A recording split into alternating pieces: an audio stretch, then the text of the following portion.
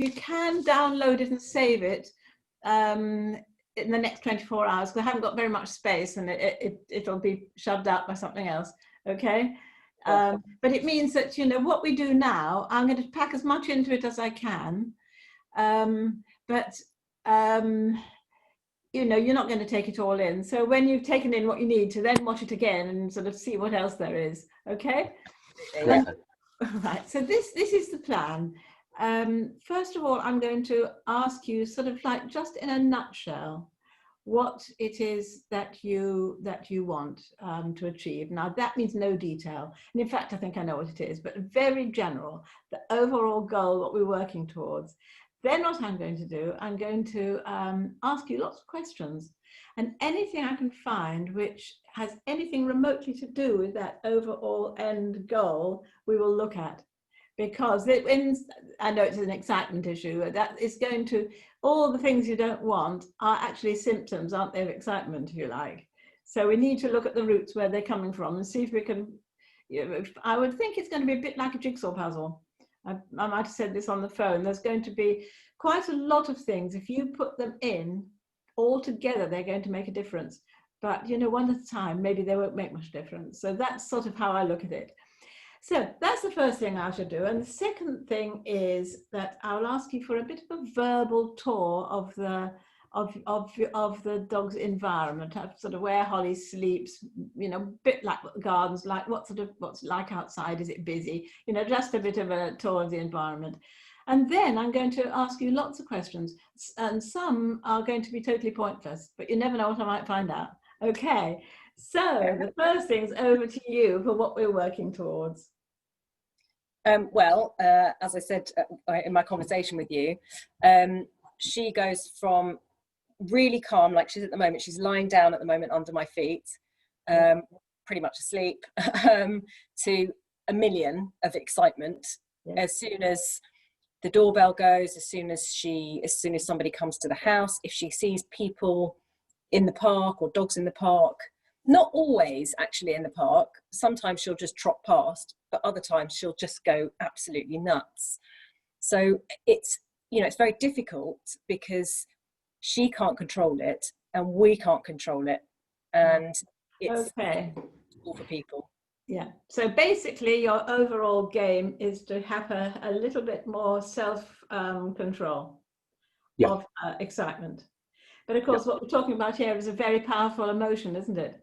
So, you know, in a way, training is fairly useless in a way, you know, to actually ask her to sit and stay or something like that when she's feeling quite so excited is impossible, isn't it? I mean, you just can't do it.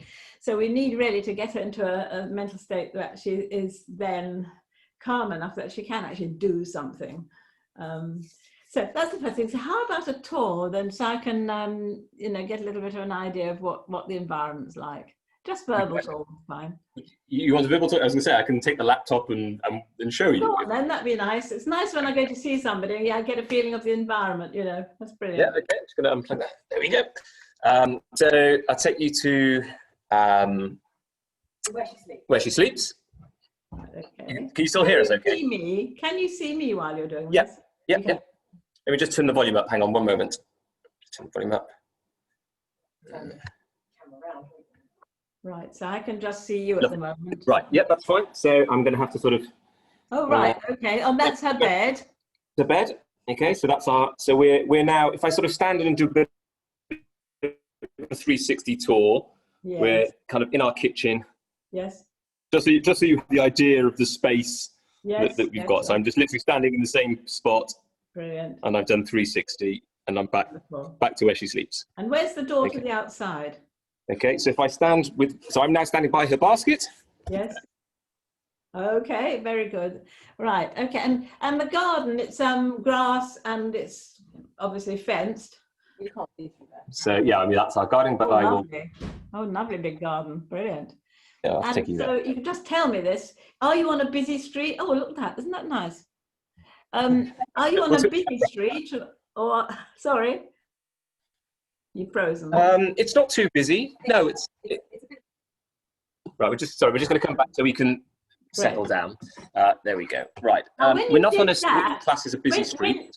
When you did that, what was Holly doing? Did that stir her up? Yeah, she followed us. But that's all. She didn't just suddenly got up, be very excited. No. No, very calm, because it's us. She's calm. Good.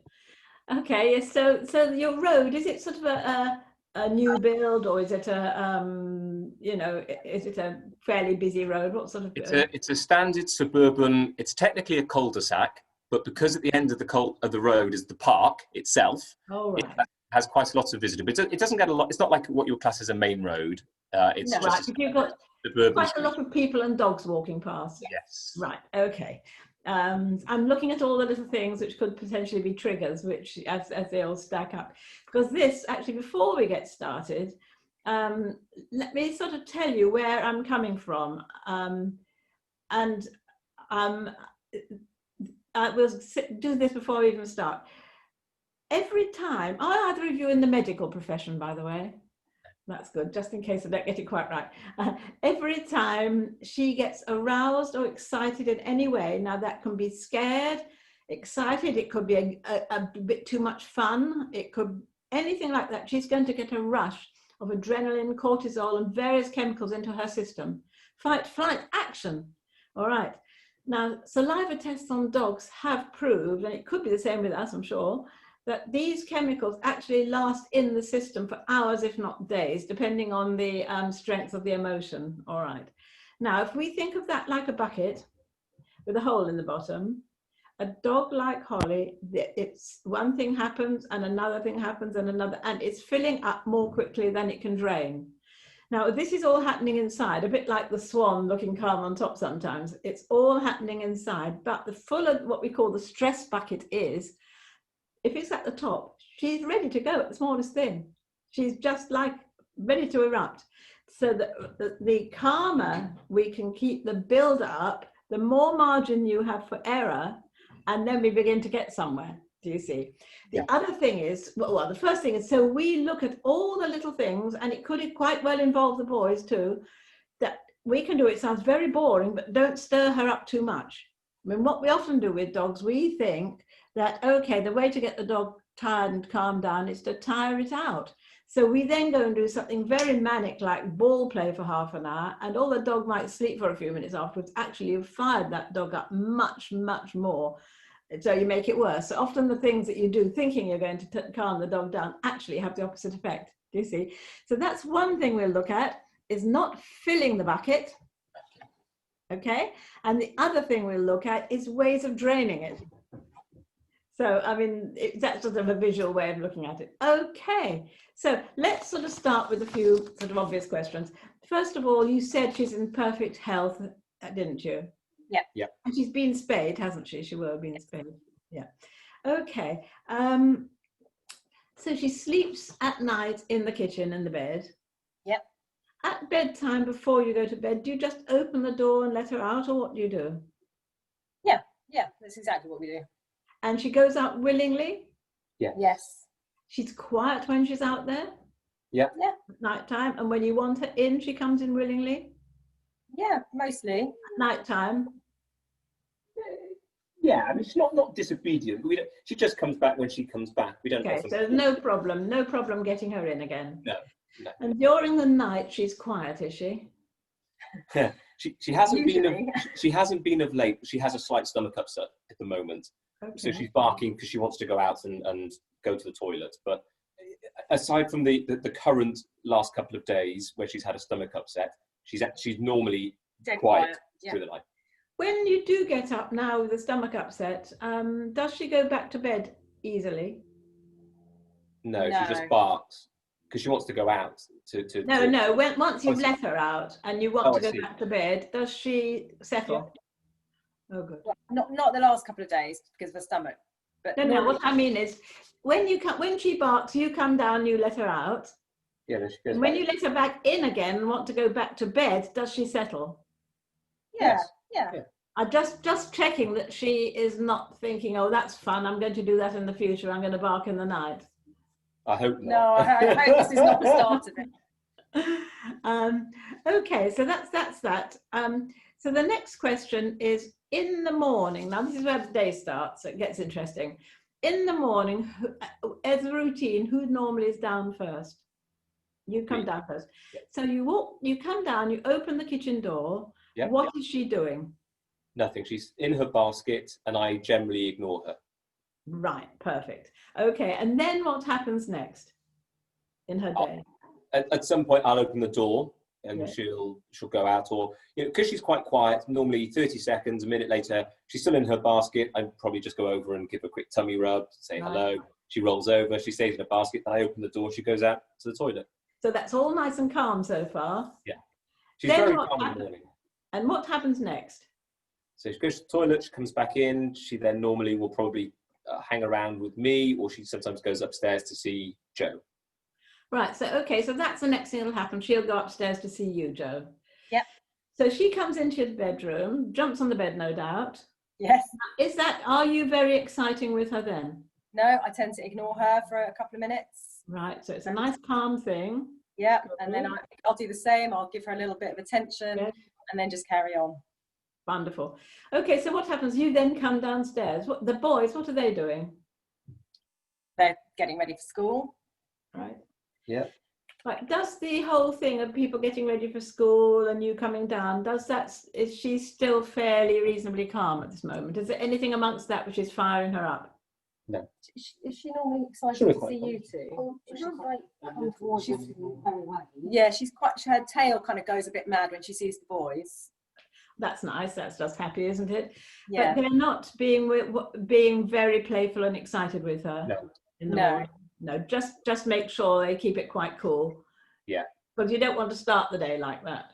No. And you're starting the day brilliantly, in my mind. Okay. So the next thing. When do you feed her breakfast? So what the normal process then is, I will have eaten. So I always eat. I eat obviously before her. I then normally take her for a walk.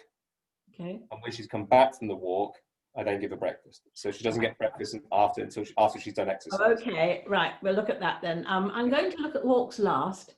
Okay. And we'll also look at food as well. We also want to look at when she gets her energy from it. And also being hungry can also affect her excitement. So you might find that feeding her half a breakfast before you go might be a good idea. But we'll look at how you do it. Okay. Okay, so far so good. I say we'll leave walks till last because that's one of your major problem times, isn't it? So I will know more about her by then. Okay, so sort of stepping aside a little bit from the daily routine. When you go out and leave her all alone, now with lockdown and the rest of it, I suppose that hasn't happened very much, has it, for a while? It's happened on occasion. She's fine with being left on her own. Usually I will put a sort of relaxing radio station on, sort of low level, just to keep her, occupied. Yes. And we should always have a toy or two in the kitchen area, and sometimes she'll have a chew or something. Right. So you're pretty sure she's settled when you're out? Yeah. Okay. Now when you come back, now it's probably could be different with all of you, especially with the boys. So you've been out and you come back. What happens next? We go through the same. We've all talked about, you just ignore her for the first couple of minutes until she's calm, and then we say hello to her. So is she not calm? She is generally, yeah. Yeah, with us, I think that's the big difference here is with us, there's obviously a difference to how she is with anyone who's not us. It's the same with everyone. We're coming on to visitors next. Yeah. So when you come in, would you say I'm right if I say that you ignore her completely for a couple of minutes and then you're quite active with her, quite we don't sort of try and rile her up, but we'll give her a bit of attention, just stroking and bottom scratching and that sort of thing, and then we'll let her out to do a wee. That's all lovely and under control. That sounds perfect. Right, what about when the boys come home? Same thing really. They tend to ignore her for a bit. Do you Very good, isn't it? Let's make sure. What do you think? When you come home, say from school or you've been out, how excited is Holly, do you think? Oh, usually quite excited. She'll come up to us, wag her tail a lot. I'll just ignore her for a bit. So you're not exciting her, are you? You're sort of keeping quite calm. Yeah. No, I try to ignore her.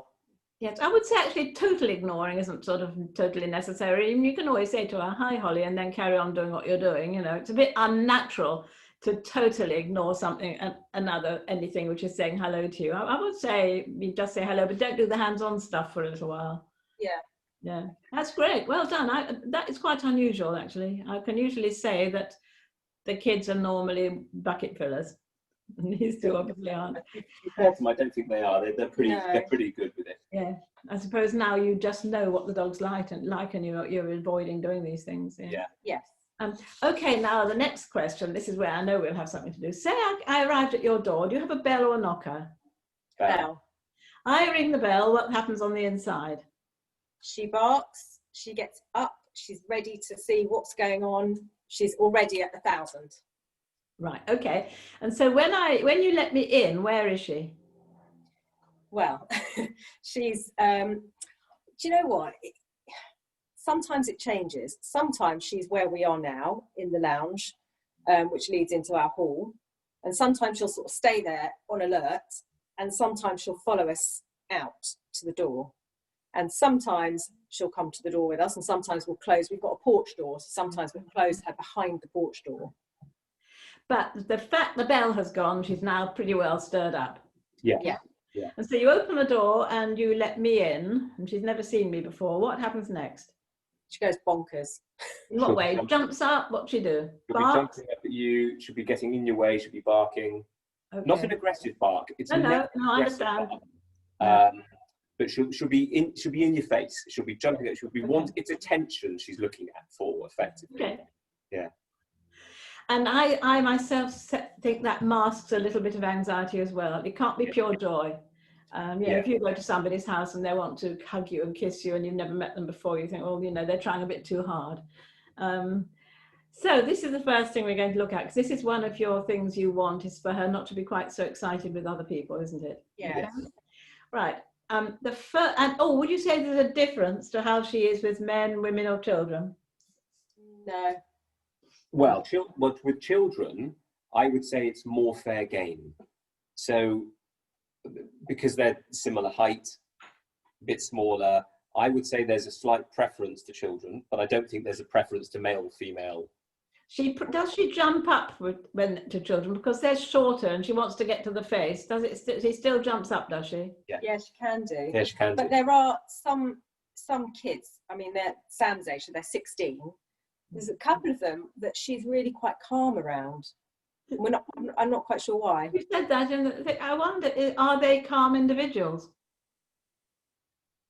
Yeah, they're fairly calm. Yeah. Yeah. And are they not very interested in her? Well, obviously they like seeing her, but then it's not their main focus really. So they're not sort of all making a fuss of her. She's just there, and so she's having no pressure put on her. I think, if people are too friendly, there's a bit of pressure. I can hear him, it's fine. Okay, now I think we can look at this.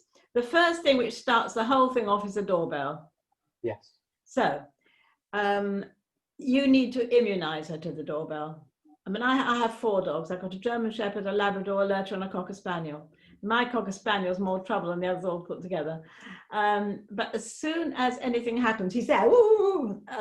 So it's in his genes, and I imagine it probably is in Holly's as well. Anyway, I decided that then he starts I didn't want them barking at the doorbell. Right, so what I actually did, I got a duplicate bell, and they're the radio type doorbell, and I had the things which ring plugged into the socket next to each other. So the dogs couldn't tell the difference whether it was the real doorbell or the other doorbell. And I was ringing it constantly. And anybody who went near the front door, they opened it and rang the bell. And the bell was ringing. After 2 or 3 days, they totally took no notice of the doorbell at all. In fact, because the doorbell, in ratio to the amount of times when somebody really was there to nothing, the people there's a small proportion of the time that actually the doorbell meant, oh, that's nothing then.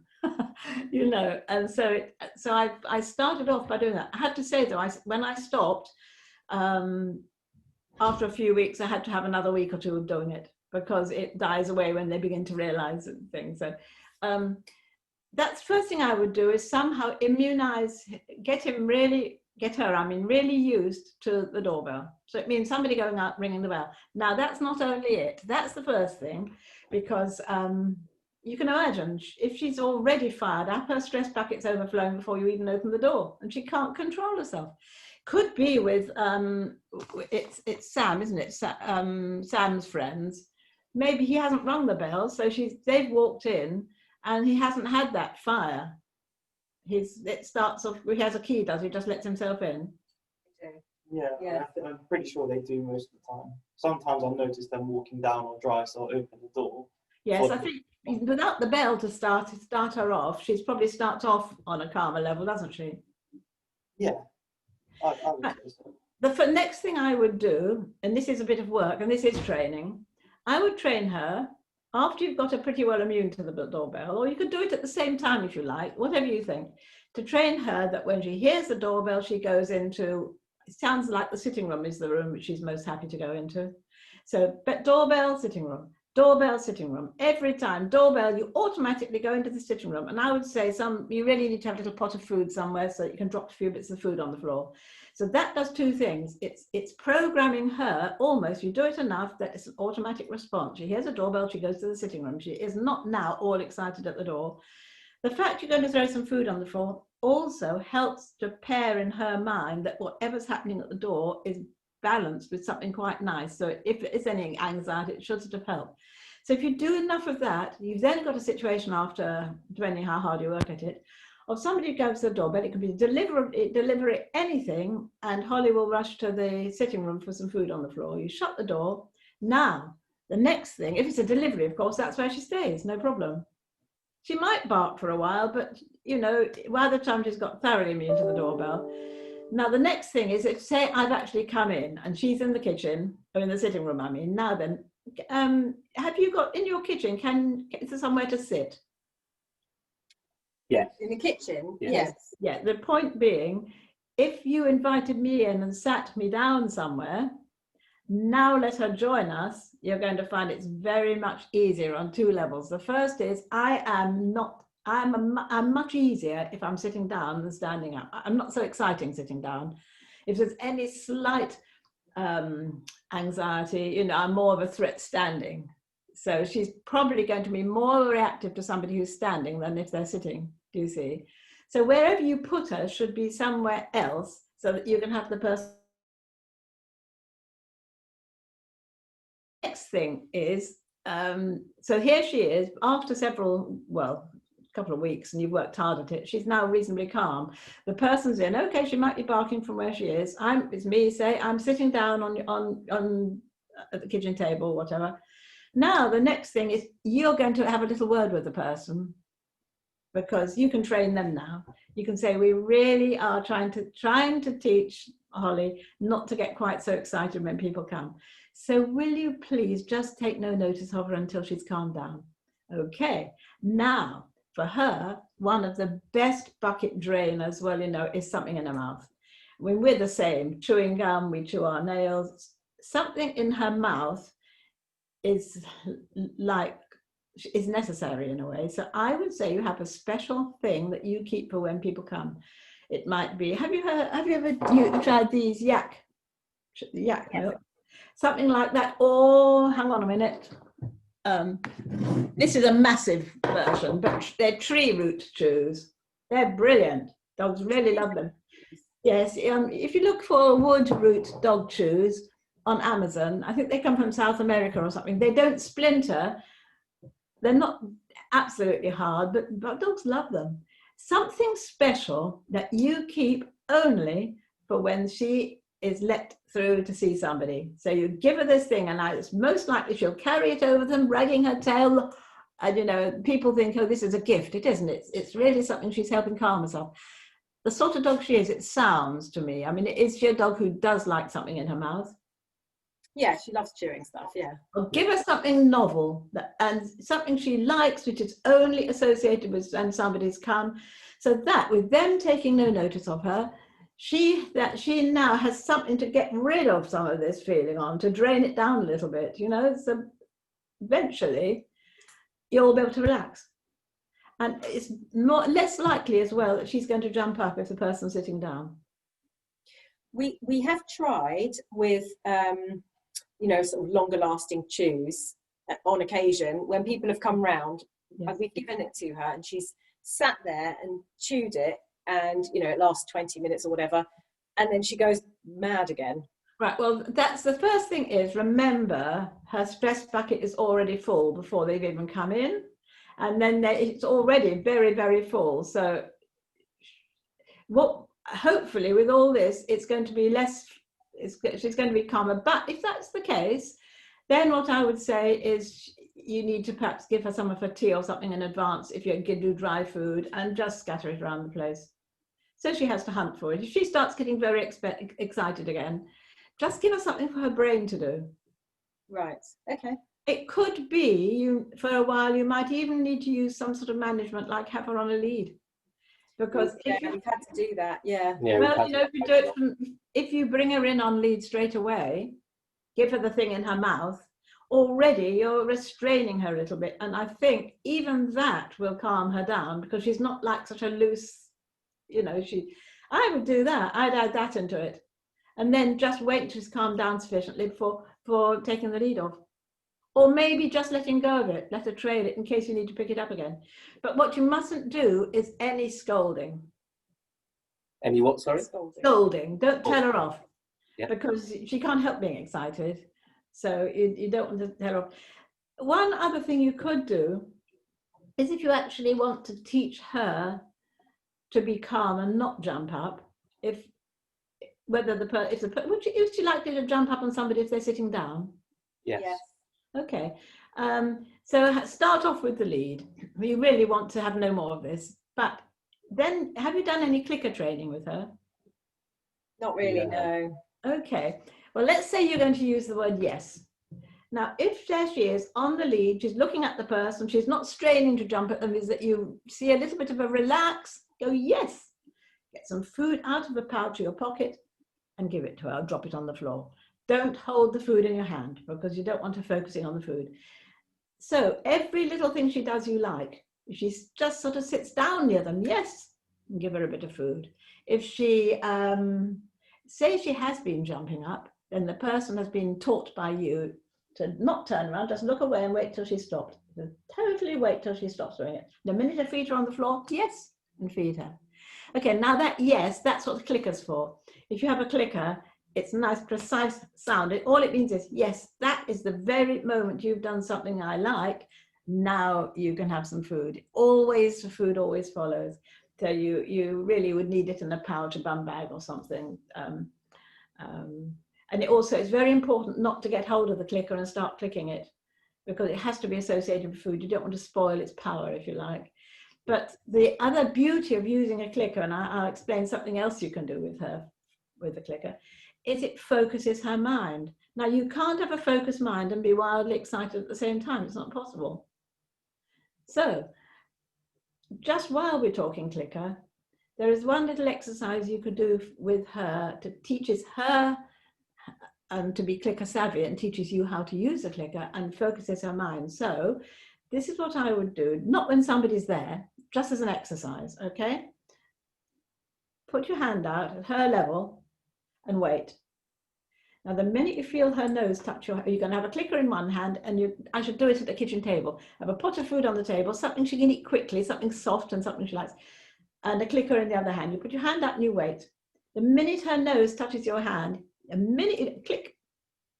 And now give her a piece of food. Now put it on the floor so she has to look away, put your hand out again and wait for her to do it again. If she's slow catching on, which is unlikely, rub some on your hand to get it smelling nicely.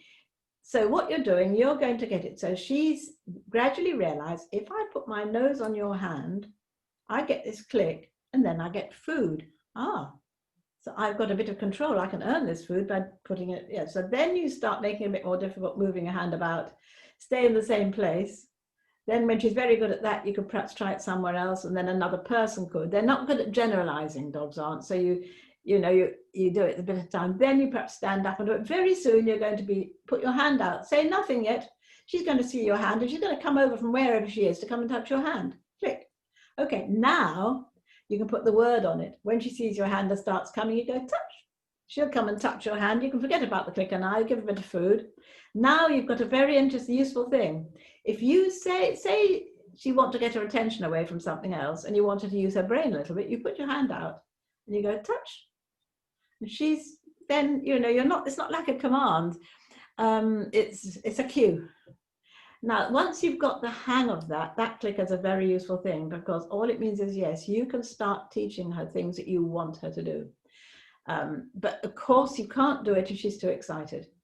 So if the main thing you want her to do is not be so excited, you can pick the moments when she's got a little bit of self-control or preempt her doing it. She hasn't quite got to jump in, click that moment before she's done it, you know. So you keep reinforcing what you do want. So that's another little thing you can do. So that's visitors coming, and that is another little tool. Which, okay, so okay to carry on from this one now. Yeah. Right. The next is onto food. What brand of food do you feed her on? It's Jane's Well Beloved. Oh, that's quite good. One thing you could try. Have you done for always fed her on that? Pretty much, yeah. Okay, well, I suggest you change her food, not because it's bad. I mean, it's not particularly wonderful, but often a change of food can really make a big difference to the dog.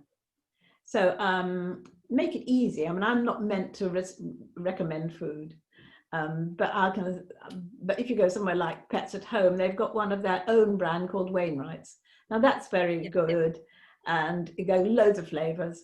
But the thing to look for is, if you can, that the first word needs to be the protein source. It needs to be chicken or fish or turkey or whatever it is. That first word. We don't want meat derivatives. Because we don't want lots of additives. We want good quality protein, and we don't want lots of E numbers, because of course if she's already excitable, if one of your boys had ADHD or something, you wouldn't be feeding them E numbers and poor quality protein. It'd be quite important what they ate. So again, it could be quite a reasonably big piece of our jigsaw puzzle.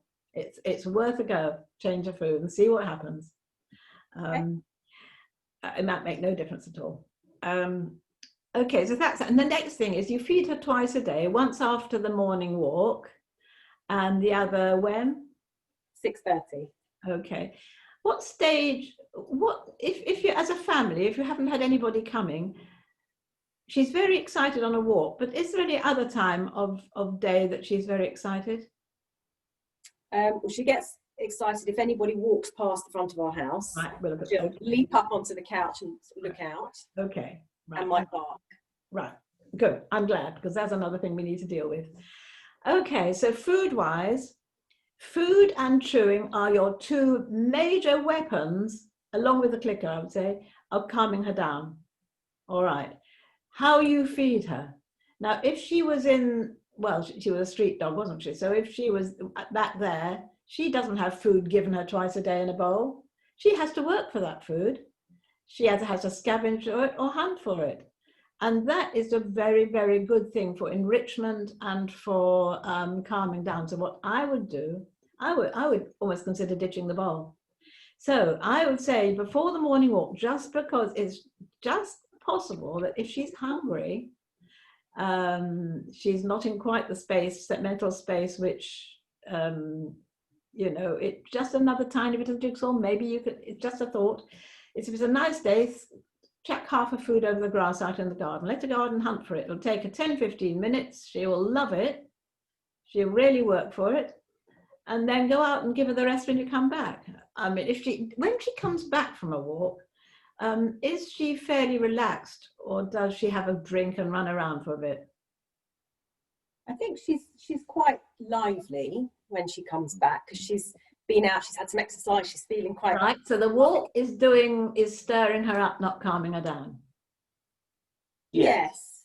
Right, okay. So there's another good reason to perhaps let her work for her food when she comes back from the walk, to give her a way to calm down, all right?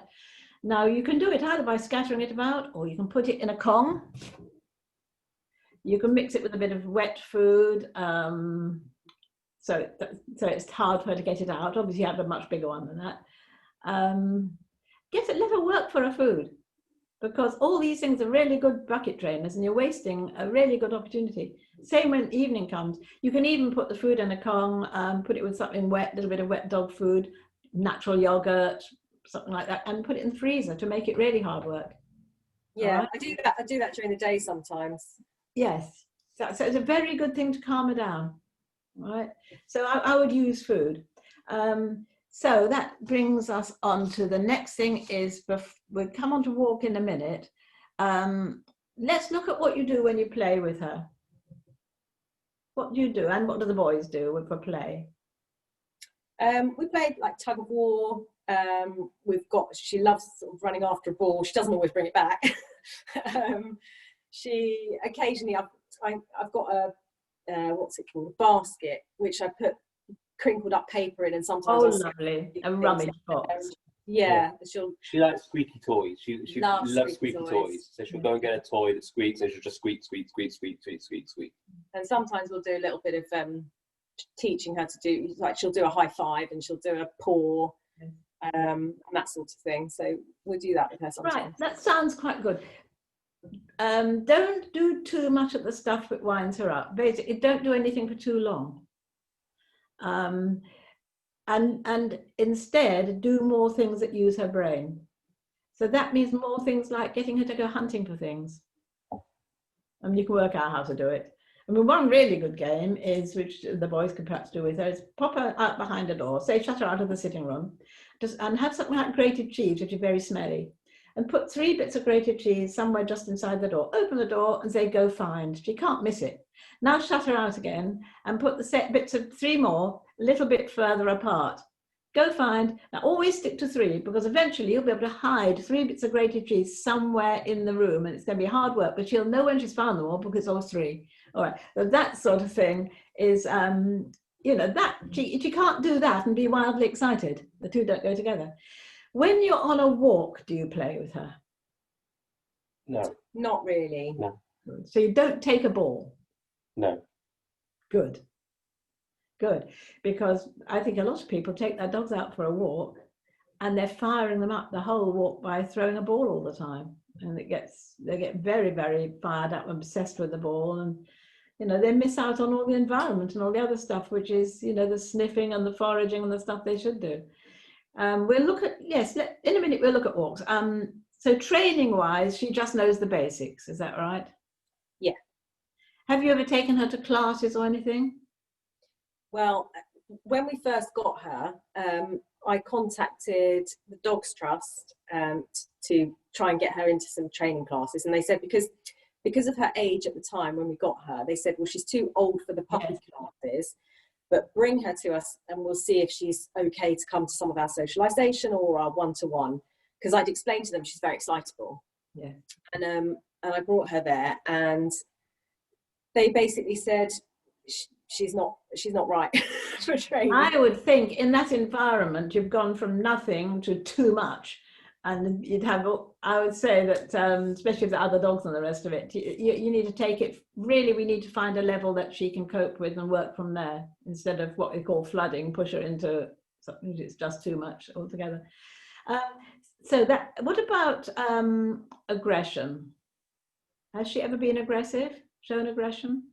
Only, I think I mentioned on the phone to you, only to her sisters. Yes, her siblings, yes. That's very strange.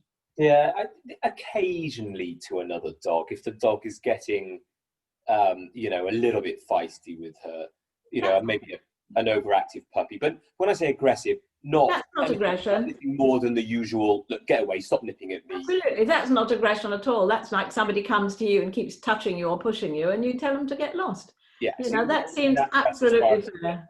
Yeah, that's not brilliant. aggression. Yeah. Right, now let's dissect walks, because would you say that apart from what's happening on walks, we've covered the excitement areas? Yes, we had the, you said you'd come back to it, which when people walk past. Oh yes, no, that's very important. And barking, exactly, barking in the house. So the barking she does, is it indoors or in the garden? Indoors. Only indoors? it can be both. It can be both, but she's generally, at the moment, she's generally inside when someone walks past. So she gets up onto the back of the couch and looks out the window and barks. Okay. Well, talking about the garden, when she is out, does she bark much? Not a huge amount. If there's somebody at our front door, for example, and she's in the garden, Yes. she might come up to the side gate and bark, but she can't see anything. Tell me how you react when she barks, either from the side gate or out the window. Side gate, I think we generally would just ignore it. Out the window. Out the window, we normally tell her to get down, and she'll get down, and she'll usually get a little treat or something for getting down. Okay, right. Imagine this, because we're trying to deal with her emotion, okay? Imagine that, say, Matthew, a little bit younger than he is, start looking out the window and starts to scream, there's somebody with a gun coming down the path, we're going to die. Now, it could be that, I would say her arousal isn't going to be, oh, that's fun, someone's coming past for me to play with. It's going to be telling them to get lost. And they do. She barks and it's immediately reinforced because they go. Yeah. Now, the thing is, if it was your child really disturbed because really worried about something outside, now first of all, you're not just going to ignore him, let him just carry on with it. You're not going to be cross and basically tell him to get down.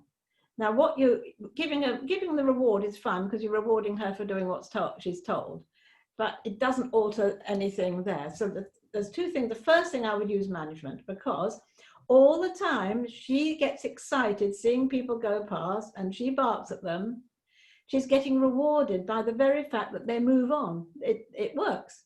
So you're rehearsing a lot of the stuff you don't want her to do when you're out. You don't want her barking at people, getting all aroused. And she's doing it all the time at home. So, you know, you really got to start at home. What I would do, I would either move the sofa or I would get some of that static window frosting and just make your window frosted where she can see out. You can still see over the top. You can see, try it anyway, because it's quite cheap and you can take it off any time. But it would be much easier, much better for you to actually take away the opportunity rather than having to keep dealing with it every time. Because every time she barks, like when she's at the gate, you don't really just leave her to get on with it. You need to have some sort of control over this. So immediately she starts barking, it's about thanking her and calling her. So immediately it's okay, come in, shut the door so she can't go straight out and bark anymore, and do as you do, reward her for coming to you away from it. But you need to do it immediately. So that means I wouldn't give her access to the garden if you're not there, not about. So she's out, she starts barking, you don't do. You immediately call her, Holly, come, it's okay, come on in, you come, good girl, food, shut the door, okay? Now, when she does it in the house, that's what you'd always have to do. You'd have what you're doing, you're telling her to get down. If you were going to let her keep looking there, every few minutes you're going to have to say to her, it's okay, come on, down. And then you're going to have to stop her going back and carrying on once she's had her treat, thank you very much. So in a way, you really do need to, I think it's probably quite key, because the other thing is, if you want to know the thing which fills that stress bucket more than anything else, it's barking. So here we have daily, and you've got dogs and people walking past, and you can see now I wanted to know what it was like out the front. And she's doing that all the time. She's filling up a stress bucket all the time. And so when and it lasts over for days sometimes. So, you know, you've got a situation which when you do go out is fairly impossible, simply because she's had so much build up already. Do you see? Mm-hmm. So let's look at walks. Does that make sense? Yeah. Yeah. Describe, does she have one walk a day or two walks? She'll have at least two and sometimes 3 or 4. And are these walks just walking around the road or down to, you've got a park? With a park, yeah. We go to the park generally. You go to the park each time? David takes her to the park. In the morning? In the morning. And then about half an hour later or so, I take her for a half-hour street walk. Okay. And sometimes at lunchtime, I'll take her out again around the street, or sometimes there's a field near us as well. So I might take her there. Okay. Right, so she has her last walk around about lunchtime. No, not always. Sometimes we'll go when David comes home from work, because I work from home, so we'll go out together and take her up to the park again. Right, so let's talk about the road part of the walk, because you're going to have to walk down the road to get to the park anyway, so there's road walk in each country. What equipment do you use? She's on a lead. I'll go get it. Yeah, I don't know what you describe that. It's not a choke lead, because that sounds terrible, but you know the one. It's got a loop that it goes round. The training lead, I think, is the word for it. Joe's just grabbing it. Here we are. Just grabbing it. Does she have a collar or harness? She does have a harness, but we generally are on This Oh, one. training lead, yes. training Yeah. lead, yeah. Oh, a slip lead. And Oh, she's got yes. Right, one of well, okay. Now then, tell me, when you're walking down the road, does she pull, or is she relaxed, or what is she doing? Generally pulling. She's not overtly pulling, Yes. but she is pulling. She is definitely pulling. Okay. It's not, oh my God, I can't hold on to you, but it's a pull. And then when you see somebody, she gets very excited and pulls towards them. Yes. Yeah. And she may rear up. No. Not really. Does she bark? She can do. Possibly. Yeah. I'm not Yeah. convinced pulling towards them is all pure happiness, I must say. You know, she might wag her tail, but that doesn't mean happy. All that means is aroused. And the higher it is, the more aroused they are. Now, I would say your walk needs to be a more relaxed affair. And I would say on that equipment, it's impossible for it to be relaxed. For a start, if you have a slip lead on her, it's the same sort of thing as a choke chain. If she pulls, it tightens, and that hurts her neck. There's no doubt about it, it hurts her neck. So it means that, you know, we were saying, oh, I can't remember what we were saying. If you want to build up a good association, you make something good happen with something. So if she sees a person and gets excited and it results in discomfort, then you're making a negative associate with that person. So you don't want her to pull and feel pain. You know, it's the very last thing you really want. Do you see? Yeah. That's one thing. And the other thing is a flexi lead. The flexi lead, you're actually teaching your dog to pull. Have you ever seen a dog really not at the end of the amount of lead they're allowed to have? Because it's got a spring on it. It's got this, so there's always slight resistance. Now, if I pull you this way, your opposition reflex is going to take you the other way. So you're actually playing tug of war. Now, what I would do, now this, you know, we have an overhaul of this. I would get totally different equipment, and I'll show you in a minute what. And I would start teaching her to walk on a loose lead round your garden, round your house, open the gate, walk out, go a few yards down the road, come back, and do a lot of messing about, because you've got lots of walks. You don't have, okay, to teach her on the right equipment how to walk nicely and relaxed, okay.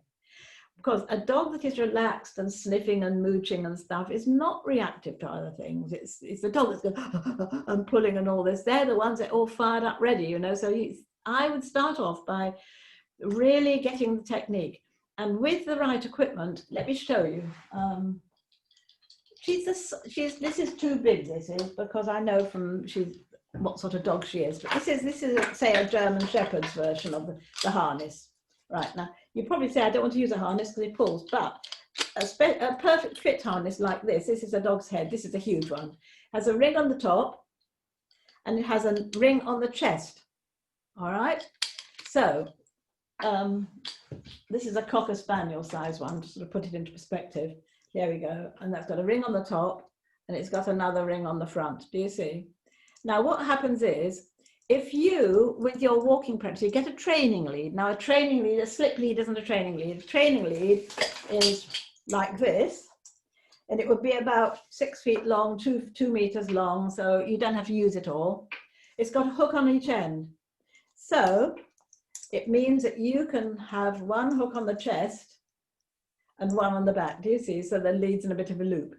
But for your practice, for teaching her to walk nicely around your house and garden, put it just on the front, because you will find that if you walk about and keep changing direction, a bit like you're drunk, backwards and forwards, if she goes off in another direction, don't pull her back, just wait, And they say, come on this way, good girl. She comes back to you, get a bit of food out of your pocket and give it to her. Don't hold the food in your hand because she's not going for a walk with food. Just reinforce so that being with you is the best place to be. So occasionally it's food and it's encouragement, and she doesn't know where you're going to walk next, but the idea is she stays with you. All right. And you can get that round the house and garden. Now, when that's happened, go out the gate. Now, if you want to, it seems to me that the shortest road walk you've got is just down the end of your road to get to the park. So maybe that's your best bet to do next. So instead of walking straight there with her getting all more and more and more excited, do zigzags, cross the road, turn around, come back, go back in the garden, and see if you can incorporate your nice walking into that. Because once she gets to the park, do you let her off lead, or what do you do then? Generally, we like to, but Yes. when she's really bad, obviously, you know, we will maybe not. But I would say in general, we like to let her off the lead if we can. Well, what I would suggest, again, I'm just spending your money for you here. Okay. I would suggest that you get a long line, because you've got a flexi lead, and the problem is on a flexi lead, the dog is really never free. There's no way you're going to push the catch so the thing's loose. It's too awkward to carry. I would get yourself a long line, which is just like a wedding, nice long line, so that you've got some control over her. But the other beauty of that is, if you want to let her free, just drop it. You trail it behind her. She's so much easier to catch. You know, if she gets all very excited, you can get her straight away. Okay, so these are the mechanics of it. Now let's see if we can look at the emotion behind. You know, you need to have her on the calmest, most comfortable situation before you actually start, because it's impossible. If she's on either a choke lead, she's pulling, she's got the flexi lead, all these things, you know, she's not in the state, and she's also had the build up of all the other stuff during the day and the barking. She's not in the state of mind to be fairly chilled if she sees a person or a dog. So, is it mostly people or dogs, or is it both? Both. Okay. If you're walking down your road, probably more dog than people. Okay, so let's talk people first. If you're walking down your road towards the park, and there's somebody on the other side of the road walking down too, is she particularly reactive of that? No. Not especially. No. So if someone's following you, she's not particularly excited. No. If they've got a dog and they're following you, is she particularly excited?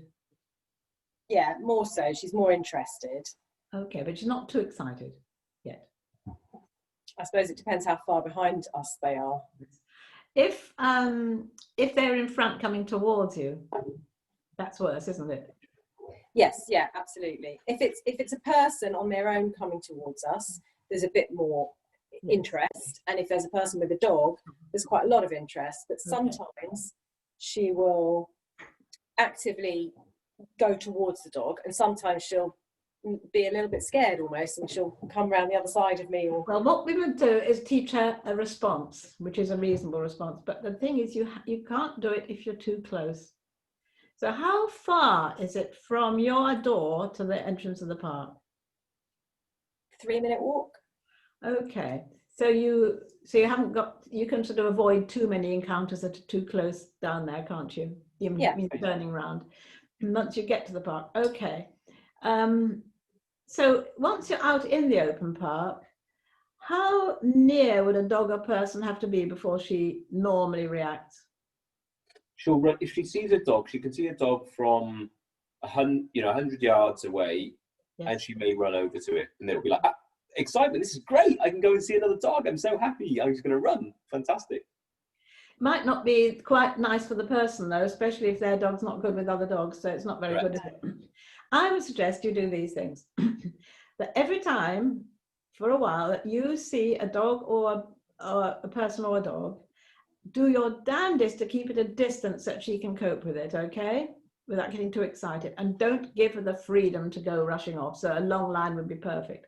So this is what happens is she spots person, dog, immediately something good happens. Immediately it's some food. Yes, a person, dog, come on, we're going this way.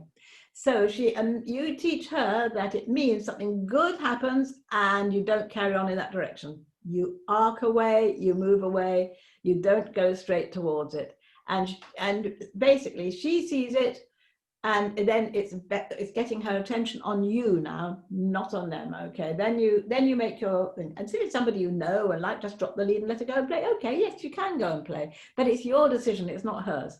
All right. So I would say that the two things you need to do most of all is to work on not getting too close so she doesn't go over the threshold and get too excited, and combine it with two things. Something, the good thing happening. I mean, if she loved her ball, you could give her a ball. Don't necessarily play with it. Give her some, take some little bits of sausage or something good. So there's a person, that means you have some sausage and we're going to go off this way. So the thing is, they come, you leave, but it's not like making an escape. It's good things happen with it. It's no good avoiding them, because if you think going to avoid them altogether, she's got to see them first in order to learn anything.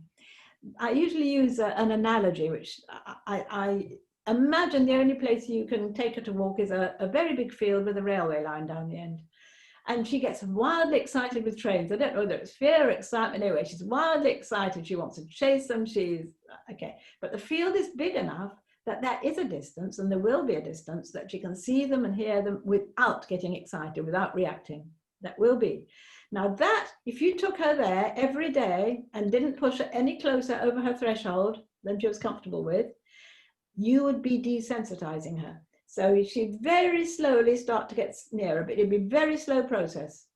Okay, it'd be desensitizing, but it relies on the fact that she never gets too close. It's always at her threshold. Now, if, say, the train came and chicken rain from the sky, irrespective of what she's doing, she'll be barking, it's nothing to do with her or you, it's the train. The train triggers chicken, train goes no chicken, another train comes, chicken comes down, very soon she's going to want to get near the train. She's associating the trains as a trigger of something she loves. She might even be there waiting for the next lot of chicken. All right, okay, that is counter conditioning. If you thought to yourself, right, I can't be bothered with this, I'm going to go and stand by the railway line and hold her there and she's going to have to put up with it, that's flooding. And that can actually really work against you. And this is more for fear, but it's the same principle. You want to find the distance, you want to give her plenty of exposure from a distance that she's okay with, and then you want that to trigger something good. But because your situation, the distance is never going to be right unless you move away, because she's got herself into the habit of charging off after people and barking them, and also barking from the window and rest. So a lot of this is about teaching her a new response.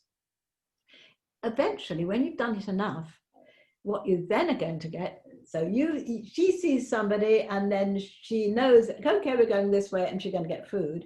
Now, eventually, say you had a stooge, a person, a friend with a dog who stands still at an accepted distance. She looks at the dog, you go, yes, a dog, come on, we go this way and feed her. Now, if you can, then you come back and do it again and again. Now, if you've done about 5 times, you do that, and then this time, yes, a dog, and you don't feed her, she's going to look at you. Where's the food? And now you feed her. So you're feeding her, teaching her, she sees a dog or person, and then she looks to you. That's eventually what the eventual outcome would be. It wouldn't actually matter if you never actually got to that.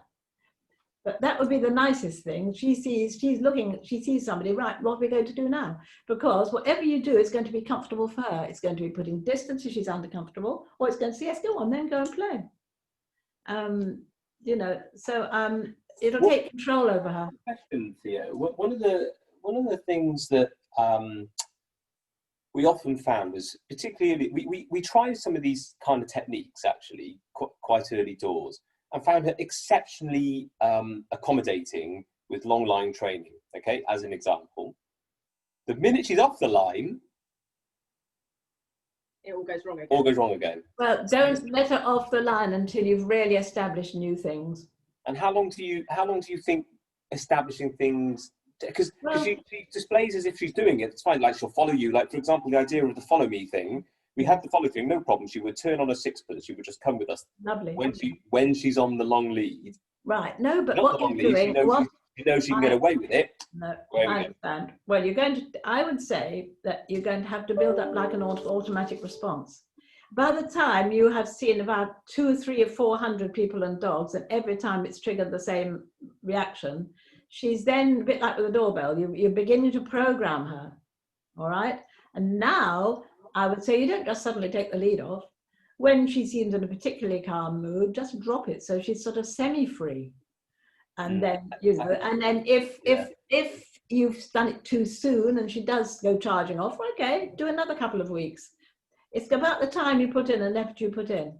Okay. Yeah. And what you're dealing with excitement though, and if you can get during the day, get everything so she's less aroused before you even go out, and if you can start off with her more comfortable, you're going to have a different situation, you know, than you have now. The actual backdrop is going to be different. Yeah, understood. Thank you. But it'll take time. Yeah. Really well. But I would say, you know, put these little bits of jigsaw in. Every little bit helps, as Tesco says. And, you know, you'll find, I mean, you do so well with not stirring her up unnecessarily. You really do. It's a question now is dealing with her triggers. The doorbell's a trigger. Yeah. People going past outside's a trigger. And when she sees somebody outside or dog, it's a trigger. But you don't deal with them in a way that's helping her. And just one other very small thing. I work from home, and every so often in the day, she'll just sort of come up to me and sit there and just bark at me, as if to say I'm bored or give me some attention or something. But I'm not quite sure what she's trying to say to me. Probably is saying that. And what do you do? Sometimes I will give her a little bit of attention, but even then she might sort of back up and just carry on barking at me. I might let her out. I might take her out for a little walk. I might give her something to chew. How many times a day would that be? It generally would only happen once in the day. Okay, well, what I would do, every time you respond by doing something, you're actually teaching her to do it, aren't you? Yeah. What I would do, I would break off from work, say a couple of times a day, and initiate something. Initiate the kind of thing that you do when she asks, so that you've initiated it. Okay. A couple of, so she gets her bit of attention, but she doesn't do it when she's demanding it. Because then you're teaching her basically that, you know, if I'm not demanding, I get some attention. Yeah. I have on occasion sort of said to her, not now, and turned away. Yes, I think you ought to do that. Yeah. But then 10 minutes later, okay, now we'll do it. Right. Or better still is to be able to preempt it and do it in advance. Yeah. Yeah. Okay, thank you. That's what I do. Anyway, so there's a lot there, isn't there? Yes. But make a start. Have a look at all the equipment. I will send you a link. They're called Perfect Fit harnesses. And if you do get one, I would say you could transform your walk. The whole feeling of having the lead on the chest makes the dog feel very different. You don't even need to put it on the back. The instructions come with it, say do. But then the other thing, of course, if she does pull a lot, you're sort of slightly bringing her body around, aren't you? You're not pulling her back. Yeah. It's have you got a pen there? And I'll tell you the Whilst you're doing that, can I just ask one question? So yesterday or the day before, somebody came to the house, a friend of mine, and we had put her into another room. Interestingly, the kind of technique that you were talking, she went crazy. I mean, she literally went crazy, almost as if, well, because we'd put her in another room, it was like even more excited when she was there. I think that can happen. Yeah, so I was just sort of questioning that technique, and then interestingly, the following day, before we'd spoken to you, obviously, I decided, because I'd seen how badly she reacted to that, I kind of took the opposite approach, and I thought, right, well, the doorbell's gone. I'm going to invite her to see who's there. Let her see who's there, and she calmed down very quickly. That's interesting.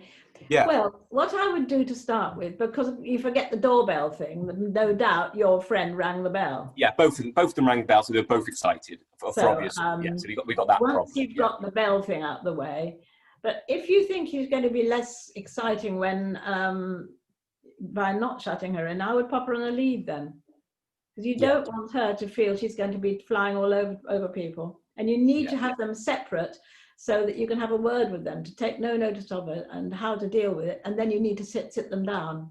You could probably do all the rest of the process with her on lead and not shutting her away. But I would say, see if you could over time get the doorbell, meaning she goes and someone behind a room, and most of the time there's nothing there. Fine. Yeah, if thank there's two of you about, of course, it's not so difficult. Somebody can go into the other room with her and pop the lead on her and bring her out. Yeah.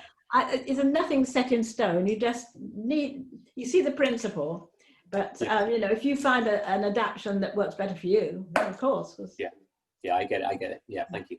I've got my pen. Yeah, it's called a perfect fit harness.